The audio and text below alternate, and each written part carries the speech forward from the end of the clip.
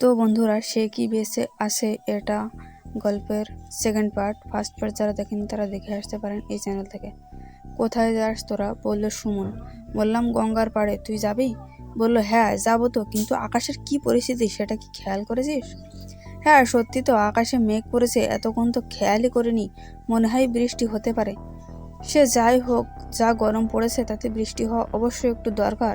তবে ওখানে থাকার জায়গা তো আছে, এমন তো না যে ফাঁকা জায়গায় ওখানে কোনো না কোনো একটা দোকানে ঢুকে বসে থাকবো, কিন্তু বেরিয়ে যখন পড়েছি একবার হলেও গঙ্গার পাড়ে ঘুরে আসবো। বললাম গত দুদিন ধরে এই একই টাইমে এক জিনিস ঘটনা ঘটছে। মেঘ গুড় গুড় করে ডাকছে কিন্তু বৃষ্টি হচ্ছে না। তাহলে চল যাওয়া যাক, বলল অজয়। আমাদের মিনিট 15 লাগলো গঙ্গার পাড়ে আসতে। আমরা শ্মশানের পাশে একটি ঘাট, যার নাম স্টিমার ঘাট, সেখানে এসে দাঁড়ালাম। গঙ্গার পাড়ে অজয়কে বেশ ভালোই জোরে হাওয়া বইছে, বেশ সুন্দর ঠান্ডা বাতাসে শরীর ঠান্ডা করে দিচ্ছে। অজয়কে গঙ্গার পাড়ে সেরকম কোনো লোক দেখছি না। আমাদের ডান দিকে একটু দূরে মাচার উপরে দুটো লোক বসে আছে, আর এদিকে দুটো গরু ঘোরাফেরা করছে। এখানে অন্যান্য দিনের তুলনায় আজকে লোকজন কম, হয়তো মেঘলা আকাশ দেখে সবাই ফিরে গেছে। আমরা তিনজনেই তিনটে পাথরের উপর বসলাম। এতক্ষণে ধরে মেঘ মাঝে মাঝে গুড় গর্জন করে ডাকছিল, কিন্তু মেঘের গর্জন যেন এইবার অতিরিক্ত শুরু হয়ে গেল। গঙ্গার ওপারে আকাশের কালো মেঘ ছেয়ে গেছে।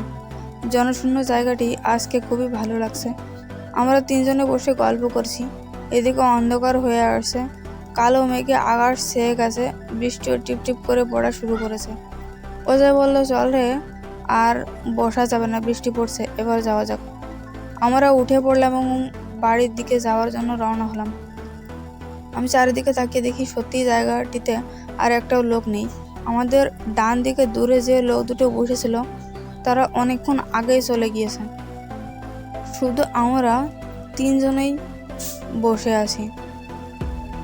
আমরা সবে শ্মশানের পাশে এসেছি, আর সেই মুহূর্তে ঝমঝম করে জোরে বৃষ্টি পড়া শুরু হয়ে গেল।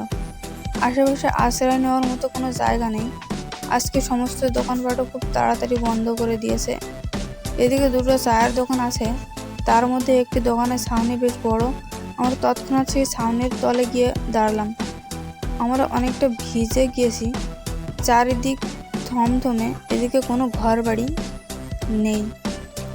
সামনের দিকে ধান ক্ষেত, পাট ক্ষেত এবং সর্ষে ক্ষেতে ভরা। আর আমরা যে জায়গায় দাঁড়িয়ে আছি তার পিছনে শ্মশানের বড় পাঁচিল, অর্থাৎ পাঁচিলের ওপারে শ্মশান। তোমাদের এর পরবর্তী পার্ট খুবই ইন্টারেস্টিং হতে চলেছে, তো চ্যানেলটাকে সাবস্ক্রাইব করে রাখতে পারেন। এতক্ষণ শোনার জন্য সবাইকে ধন্যবাদ।